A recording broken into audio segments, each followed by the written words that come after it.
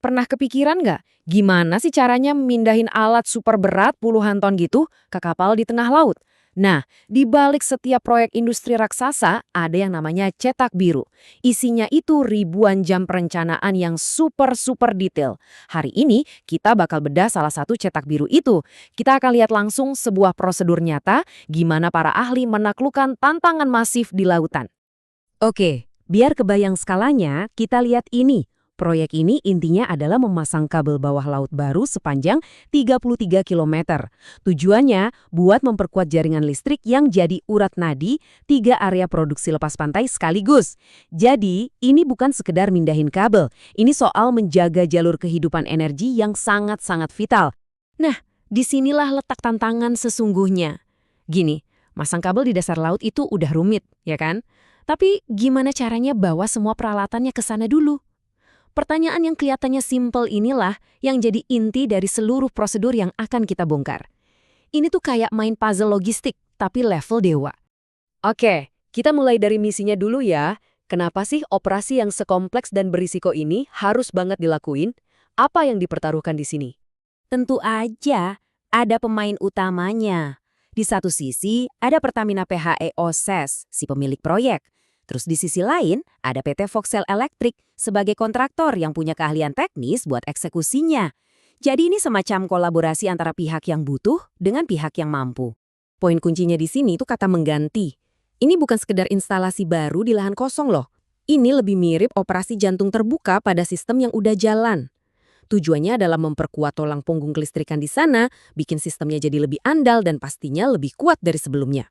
Nah, sebelum kita lanjut, kita kenalan dulu sama markasnya AWB. Jangan bayangin ini cuma tongkang biasa ya. Anggap aja ini semacam pulau buatan yang bisa pindah-pindah. Di atasnya itu lengkap, ada akomodasi buat kru, ada bengkel kerja, dan yang paling penting ada derek raksasa yang jadi pusat dari semua aksi. Sekarang kita masuk ke inti masalahnya. Setelah kita tahu misinya apa, yuk kita lihat sebesar apa sih tantangan yang harus mereka hadapi. Yang kita lihat di layar sekarang ini bukan dana biasa. Ini adalah permainan Tetris paling berisiko tinggi di dunia. Serius, setiap baloknya itu beratnya puluhan ton. Dan kalau salah penempatan sedikit aja, keseimbangan seluruh AWB bisa terganggu. Pokoknya presisi itu harga mati. Biar lebih kebayang lagi ya, coba lihat angka ini. 47,8 ton.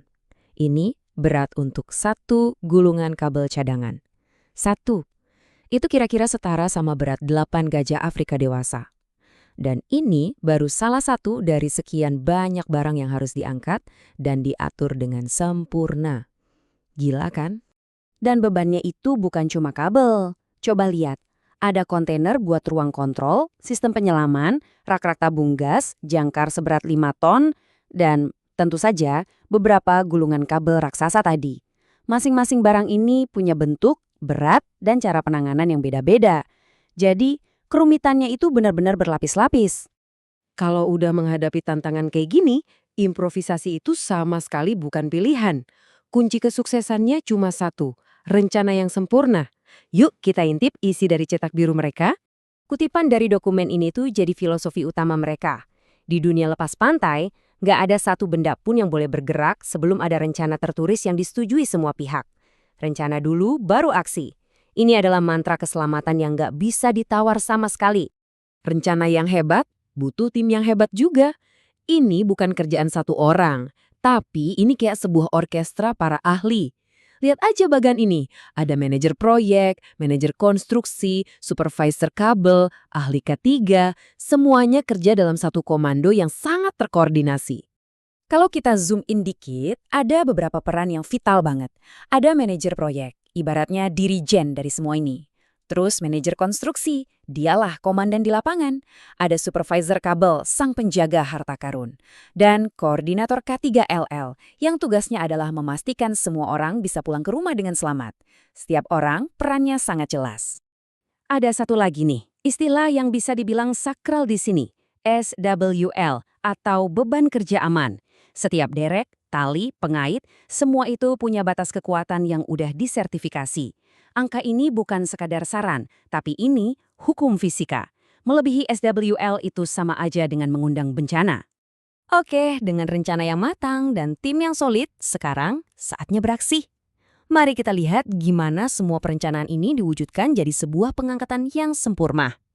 Jadi sebelum derek itu bergerak bahkan 1 sentimeter pun ada ritual yang wajib dijalankan.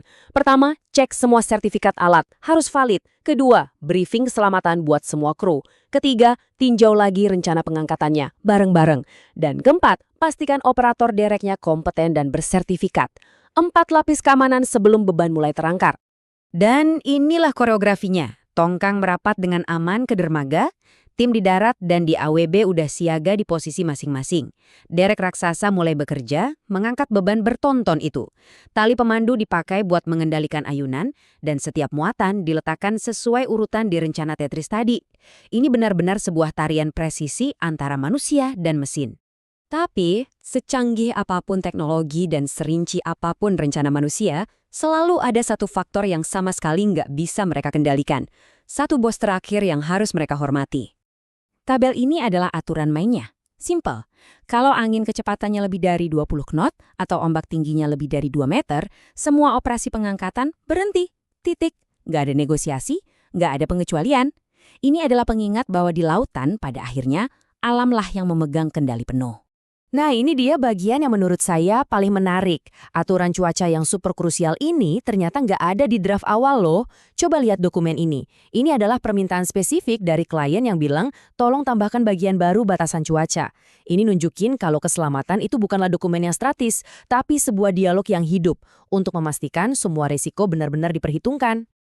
Jadi, pelajaran terbesar dari semua ini adalah soal keseimbangan. Kita bisa punya rencana paling jenius dan tim terbaik di dunia, tapi pada akhirnya kita harus tunduk pada kekuatan alam. Perencanaan yang hebat itu bukan cuma soal gimana cara memulai, tapi juga soal tahu kapan harus berhenti. Ini bikin kita mikir ya kan? Di balik setiap saklar lampu yang kita nyalain atau jembatan yang kita lewati, pasti ada prosedur-prosedur tak terlihat kayak gini yang kerja di belakang layar memastikan dunia kita yang kompleks ini tetap berjalan dengan aman. Kira-kira prosedur tersembunyi apa lagi ya yang diam-diam menopang hidup kita setiap hari?